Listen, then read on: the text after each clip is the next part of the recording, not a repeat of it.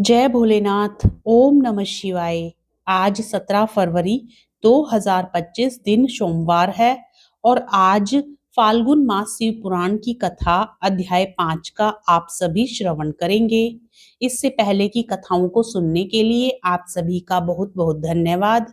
अब सुनिए आगे की कथा। सूत जी कहते हैं, साधु महात्माओं, आपने बहुत अच्छी बात पूछी है।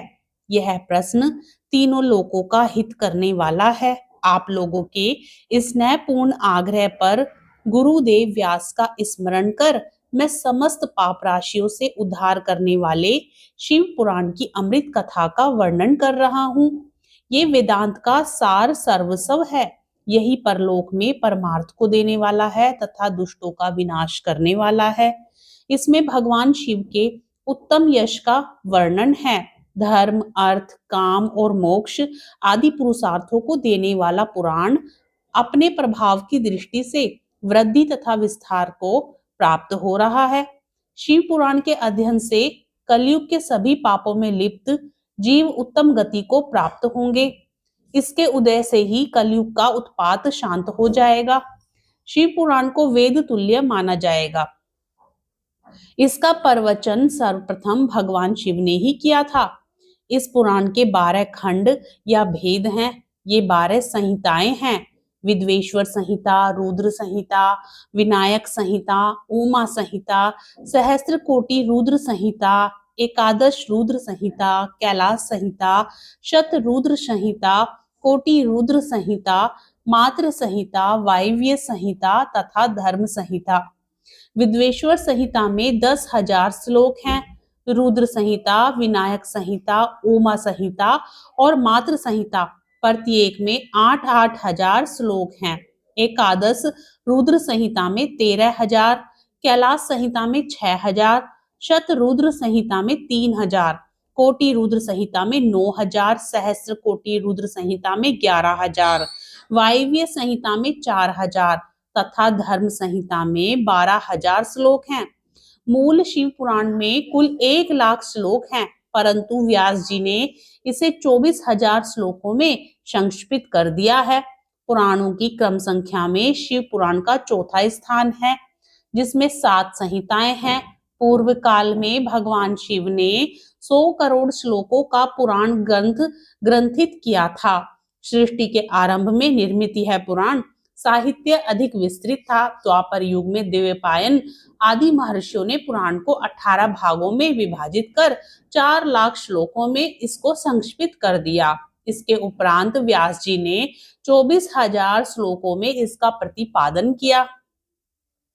यह वेद तुल्य पुराण विद्वेश्वर रुद्र संहिता, शत रुद्र संहिता, कोटि रुद्र संहिता, उमा संहिता, कैलाश संहिता और वायव्य संहिता नामक 7 संहिताओं में विभाजित है। यह 7 संहिताओं वाला शिव पुराण वेद के समान प्रामाणिक तथा उत्तम गति प्रदान करने वाला है। इस निर्मल शिव पुराण की रचना भगवान शिव द्वारा की गई है तथा इसको संक्षेप में संकलित करने का श्रेय व्यास जी को जाता है। शिव पुराण सभी जीवों का कल्याण करने वाला, सभी पापों का नाश करने वाला है। यही सत्पुरुषों को कल्याण प्रदान करने वाला है। यह तुलना रहित है तथा इसमें वेद प्रतिपादित अद्वैत ज्ञान तथा निष्कपट धर्म का प्रतिपादन है।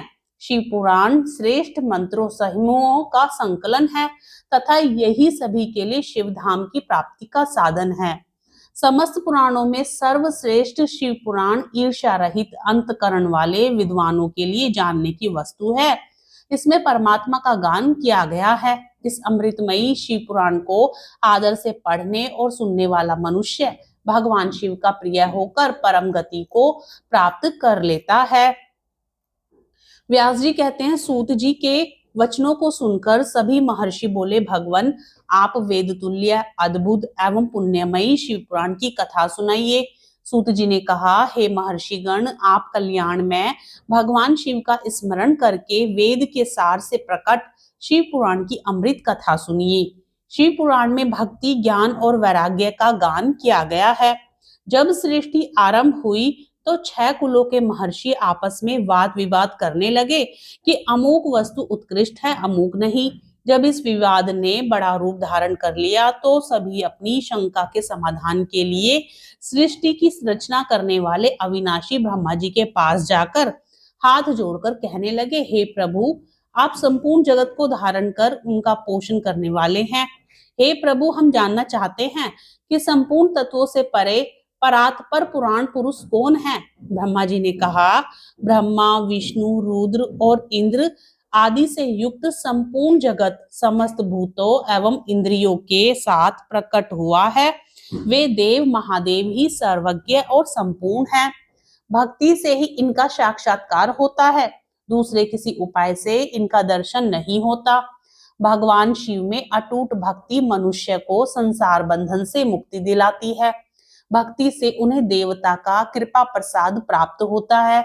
जैसे अंकुर से बीज और बीज से अंकुर पैदा होता है, भगवान शंकर का कृपा प्रसाद प्राप्त करने के लिए आप सब ब्रह्म ऋषि धरती पर सहस्रों वर्षों तक चलने वाले विशाल यज्ञ करो। यज्ञपति भगवान शिव की कृपा से ही विद्या के सार तत्व साध्य साधन का ज्ञान प्राप्त होता है। शिव पद की प्राप्ति साध्य और उनकी सेवा ही साधन है तथा जो मनुष्य बिना किसी फल की कामना किए उनकी भक्ति में डूबे रहते हैं वही साधक है। कर्म के अनुष्ठान से प्राप्त फल को भगवान शिव के श्री चरणों में समर्पित करना ही परमेश्वर की प्राप्ति का उपाय है तथा यही मोक्ष प्राप्ति का एकमात्र साधन है। साक्षात महेश्वर ने ही भक्ति के साधनों का प्रतिपादन किया है। कान से भगवान के नाम, गुण और लीलाओं का श्रवण, वाणी द्वारा उनका कीर्तन तथा मन में उनका मनन शिव पद की प्राप्ति के महान साधन है तथा इन साधनों से ही संपूर्ण मनोरथों की सिद्धि होती है। जिस वस्तु को हम प्रत्यक्ष अपनी आंखों के सामने देख सकते हैं उसकी तरफ आकर्षण स्वाभाविक है, परंतु जिस वस्तु को प्रत्यक्ष रूप से देखा नहीं जा सकता उसे केवल सुनकर और समझकर ही उसकी प्राप्ति के लिए प्रयत्न किया जाता है। अतः श्रवण पहला साधन है। श्रवण द्वारा ही गुरु मुख से तत्व को सुनकर श्रेष्ठ बुद्धि वाला विद्वान अन्य साधन कीर्तन और मनन की शुद्धि व शक्ति व सिद्धि प्राप्त करने का यत्न करता है। मनन के बाद इस साधन की साधना करते रहने से धीरे धीरे भगवान शिव का संयोग प्राप्त होता है और लौकिक आनंद की प्राप्ति होती है। भगवान शिव की पूजा, उनके नामों का जाप तथा उनके रूप गुण विलास के हृदय में निरंतर चिंतन को ही मनन कहा जाता है। महेश्वर की कृपा दृष्टि से उपलब्ध इस साधन को ही प्रमुख साधन कहा जाता है। सूत जी कहते हैं, हे मुनियों, इस साधन का महात्म्य बताते समय मैं एक प्राचीन वृतांत का वर्णन करूंगा जिसे आप ध्यान पूर्वक सुने। बहुत पहले की बात है। पराशर मुनि के पुत्र मेरे गुरु व्यास देव जी सरस्वती नदी के तट पर तपस्या कर रहे थे। एक दिन सूर्य के समान तेजस्वी विमान से यात्रा करते हुए भगवान सनत कुमार वहां जा पहुंचे। मेरे गुरु ध्यान में मग्न थे। जागने पर अपने सामने सनत कुमार जी को देखकर वे बड़ी तेजी से उठे और उनके चरणों का स्पर्श कर उन्हें अर्घ्य देकर योग्य आसन पर विराजमान किया। प्रसन्न होकर सनत कुमार जी गंभीर वाणी में बोले, मुनि, तुम सत्य का चिंतन करो। सत्य तत्व का चिंतन ही श्रेय प्राप्ति का मार्ग है। इसी से कल्याण का मार्ग प्रशस्त होता है। यही कल्याणकारी है। यह जब जीवन में आ जाता है तो सब सुंदर हो जाता है। सत्य का अर्थ है सदैव रहने वाला। इस काल का कोई प्रभाव नहीं पड़ता। यह सदा एक समान रहता है। सनत कुमार जी ने महर्षि व्यास को आगे समझाते हुए कहा, महर्षि, सत्य पदार्थ भगवान शिव ही है। भगवान शंकर का श्रवण, कीर्तन और मनन ही उन्हें प्राप्त करने के सर्वश्रेष्ठ साधन है। पूर्व काल में मैं दूसरे अनेकानेक साधनों के भ्रम में पड़ा घूमता हुआ तपस्या करने मंदराचल पर जा पहुंचा। कुछ समय बाद महेश्वर शिव की आज्ञा से सबके साक्षी तथा शिव गणों के स्वामी नंदिकेश्वर वहां आए और स्नेहपूर्वक मुक्ति का साधन बताते हुए बोले, भगवान शंकर का श्रवण, कीर्तन और मनन ही मुक्ति का स्रोत है। यह बात मुझे स्वयं देवादिदेव भगवान शिव ने बताई है। अतः तुम इन्हीं साधनों का अनुष्ठान करो। व्यास जी से ऐसा कहकर अनुगामियों सहित सनत कुमार ब्रह्मधाम को चले गए। इस प्रकार इस उत्तम वृतांत का संक्षेप में मैंने वर्णन किया है।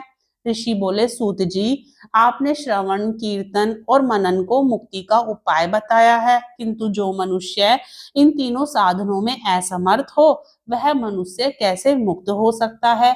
किस कर्म के द्वारा बिना यत्न के ही मोक्ष मिल सकता है?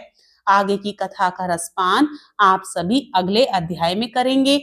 आज की कथा अच्छी लगी हो तो वीडियो को लाइक करके चैनल को जरूर सब्सक्राइब कीजिएगा। हर हर महादेव।